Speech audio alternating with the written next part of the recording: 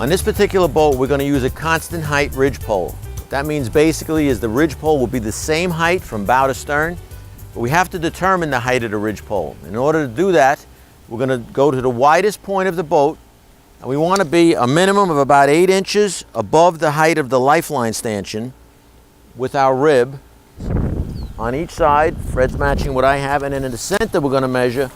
Once we've got that 8 inches, and see what the center height is on this one, it's 36 inches is what we're going to run the ridge pole at.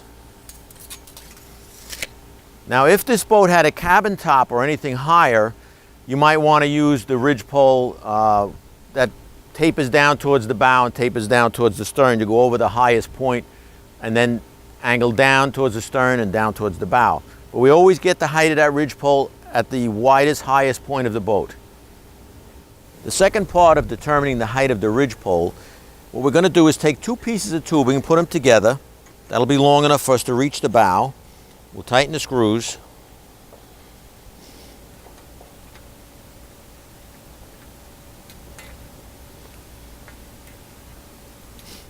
In making the first piece of the ridge pole, what we're going to do is put a rubber tip on the bottom of this piece of tubing, and then we're going to hold it where it's going to be placed, which will be right here. Pick up our tubing, hold it at the 36-inch mark. When it's level, we're going to put a mark.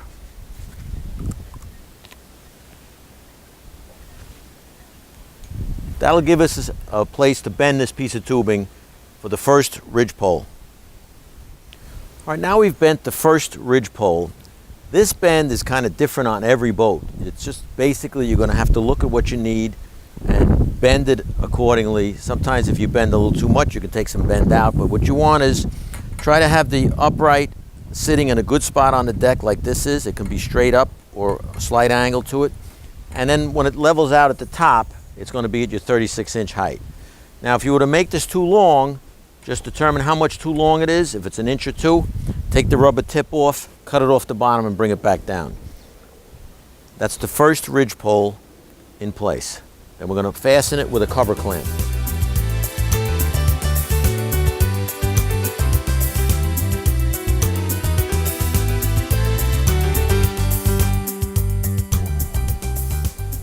We're going to install the second piece of ridge pole. In order to hold it up, we need a temporary brace. We're going to make an X brace out of 2 pieces of tubing. We've installed rubber tips on the bottom so they won't damage the deck. We're going to put one on the outside here, one on the opposite side, like so, and then we're going to put the cover clamp on.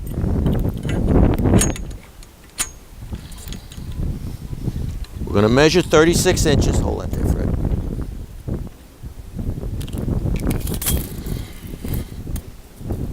We're going to tighten the clamp.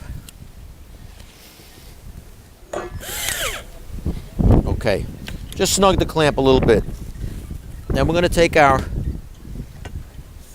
straight ridge pole, put it on top of this, put it in the end of ridge pole number 1, and we're going to tighten these screws. Always the screws that are face down so they don't interfere with the cover or damage the cover.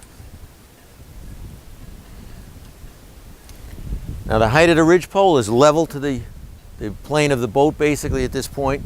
We've made it center with our X brace, and we're going to clamp it in place with another clamp which will keep the X brace from moving forward and back.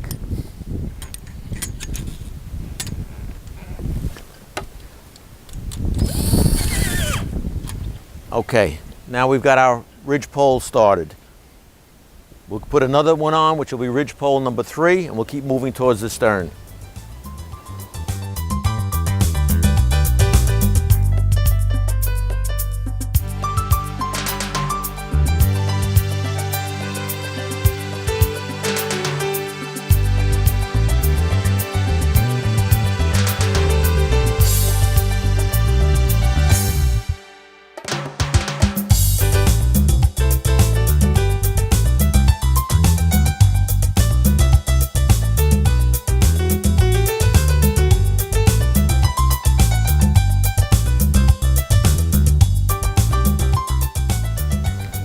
installed another piece of ridge pole and made another temporary brace to hold it in place. The ridge pole is level, a level plane down the length of the boat and centered on the boat. Now I'm going to mark the stern ridge pole, the last piece.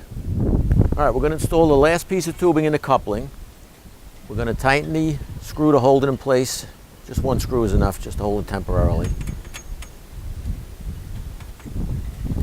And then what we're going to do is mark, we want to lay it against the bow rail, or the stern rail at this point.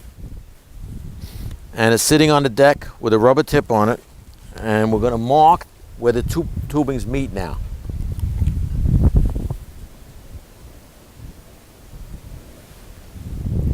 That's where we're going to make our bend, at that line. Now we've bent our tubing on the mark, and we did it the same way we did all our other bends. This line, we lined it up with the star on the bender and made the bend to match the height of the ridge pole. Now we're going to insert it into the coupling, and we're going to tighten the screws. And then we're going to put a clamp to hold it to the rear rail. Again, with the nut facing in, always have the nuts facing in so they don't interfere with the cover. And the rubber goes between the two pieces of tubing. And we just tighten it up. That's the last piece of ridge pole installed. Now our ridge pole is completed.